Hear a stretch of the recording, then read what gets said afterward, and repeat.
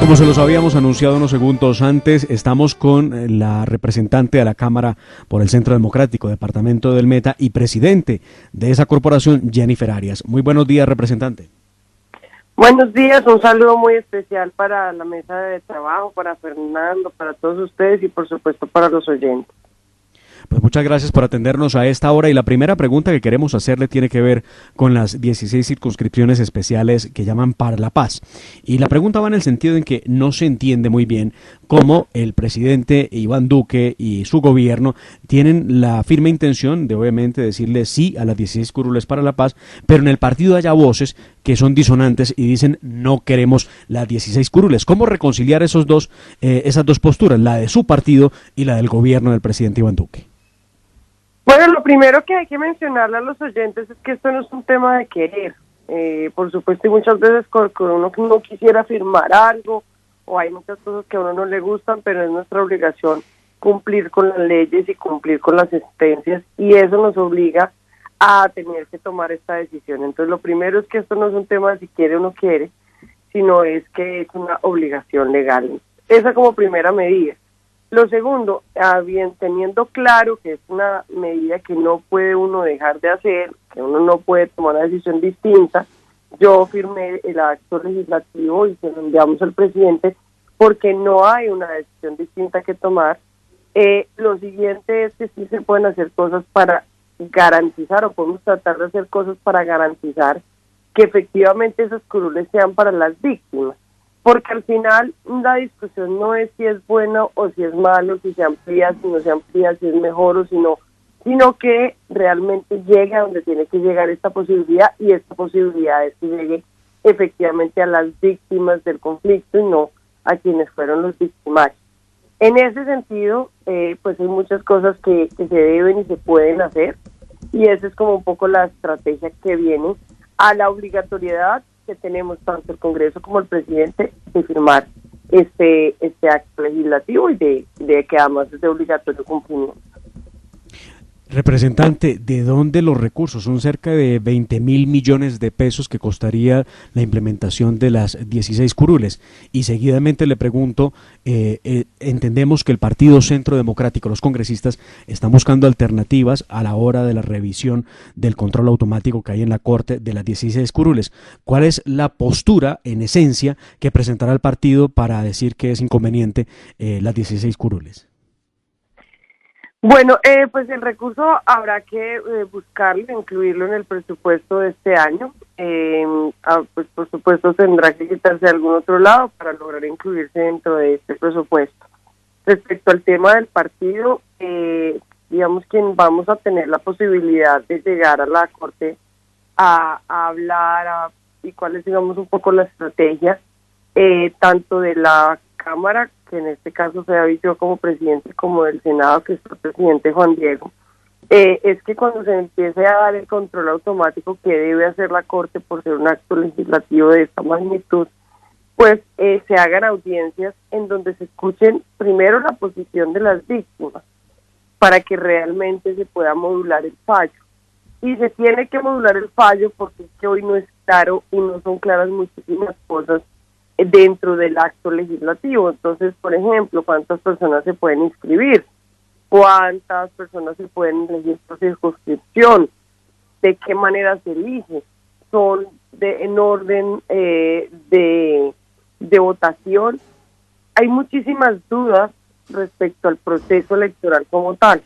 Adicionalmente a eso, la esencia del acto legislativo es que puedan participar efectivamente las víctimas.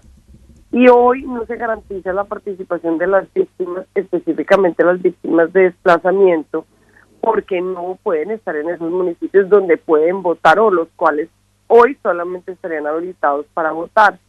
Entonces, hay que hacer un proceso con la Corte de poder preguntar y hacer este tipo de reflexiones, porque la Corte tiene que decirnos lo que no nos dice el acto legislativo, que en muchos aspectos además se contradice, que hay unas diferencias entre algunos artículos y otros, y que creo que ahí es donde tenemos la oportunidad de buscar solucionar y resolver a favor de las víctimas esta situación. La posición es muy clara, pedirle a la Corte que se module este acto legislativo, que se module su fallo, para poder reglamentar y poder darle, digamos, un camino clarísimo al proceso y que puedan participar las víctimas, que finalmente es la intención final de este acto, y por supuesto que creo que además es un espacio pues merecido, pero cuando llega realmente a donde tiene que llegar es a las víctimas. Representante, la saluda Sergio Held. Me gustaría preguntarle a propósito de ese tema de la modulación por parte de la Corte Constitucional, ¿qué línea de tiempos se espera? ¿Cómo son los tiempos para esto? Porque pues básicamente estamos muy encima ya del proceso electoral y esto obviamente requiere definiciones rápidas. Sabemos todos que estos son procesos que pueden tardar varios meses, pero ¿qué es lo que están viendo ustedes de los tiempos para definir esto y darle claridad al país precisamente sobre quiénes son las víctimas que van a poder participar y la manera como se va a poder implementar este tema desde un punto de vista legal, con el aval, como lo dice usted, de la Corte Constitucional? Bueno, yo creo que los tiempos, pues el primer tiempo es que no sé el presidente Duque cuándo finalmente va a aprobar este acto legislativo, a sancionar o hacer este acto legislativo.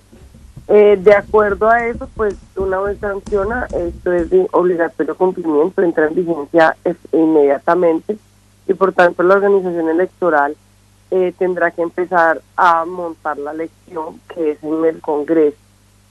Y paralelo a esto, en principio debería entrar de una vez a revisión constitucional pues de la Corte, y espero yo que sea muy pronto. Los tiempos, digamos, son a partir de que entre revisión constitucional, yo calculo que unos 2 meses, en el entendido de que pues vamos a buscar que se den las audiencias con las víctimas, que se escuchen a las víctimas, que se escuchen, por lo menos en el caso mío en particular, pues como presidenta de la Cámara, tengo una gran responsabilidad porque finalmente las curules van a llegar a Cámara y es necesario, digamos, empezar a preparar la Cámara de Representantes para esto, así que toca pues esperar que llegue al control constitucional, pero yo calculo que unos 2 o 3 meses, que tampoco puede ser mayor de eso, pues porque obviamente se tiene que armar toda una elección para poder sacar adelante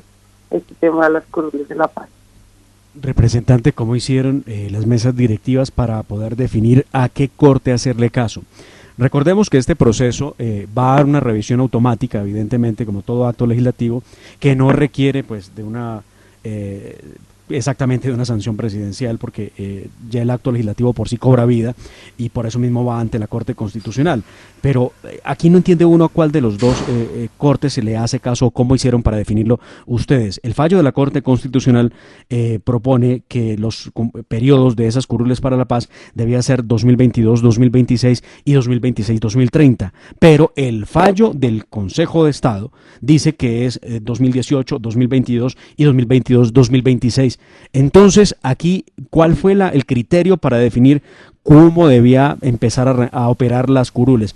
Porque según lo que uno puede leer en el Consejo de Estado, creería que sería ya, es una decisión que se ordena de manera inmediata. Pero si uno lee el fallo de la Corte Constitucional, ve que es una decisión que se posterga y arrancaría a partir del 2022. ¿Cómo hicieron para saber con cuál de las dos decisiones se tenían que ir? Bueno, no, básicamente porque nos fue notificada de manera primaria la del Consejo, la de la Corte Suprema, perdón, la de la Corte Constitucional. Entonces, aló. Se me fue aquí un momentico. Lo Okay. que le digo, se nos fue notificada primero la Corte Constitucional. Entonces, pues en orden de llegada, cuando se nos notifica primero esa, pues esa es la que pues acogemos de manera prioritaria y inicial. De hecho, a nosotros nos toca actuar muy rápido porque se nos obliga a cumplir de manera muy rápida. Solo nos dan 48 horas para cumplir el fallo y no había pues realmente nada, como usted lo dice, que hacer.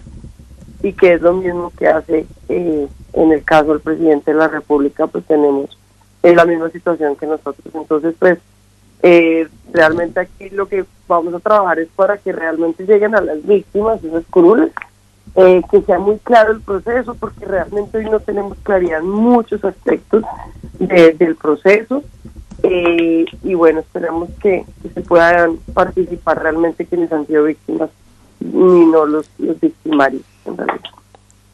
Representante, me gustaría preguntarle, cambiarle un poco el tercio y preguntarle en los próximos meses y ya en el fin de este periodo legislativo y en el fin de este gobierno, en donde el presidente Iván Duque, pues el pasado 7 de agosto ha dicho pues de manera clara cuáles serán sus líneas de acción, pero me gustaría preguntarle desde el Congreso de la República y particularmente desde la Cámara de Representantes que usted preside, ¿cuáles son los proyectos de ley que los colombianos podremos estar viendo salir a la luz en los próximos meses? ¿Cuáles considera usted que son los más importantes que se estarán tramitando en los próximos meses de los que ya han sido radicados?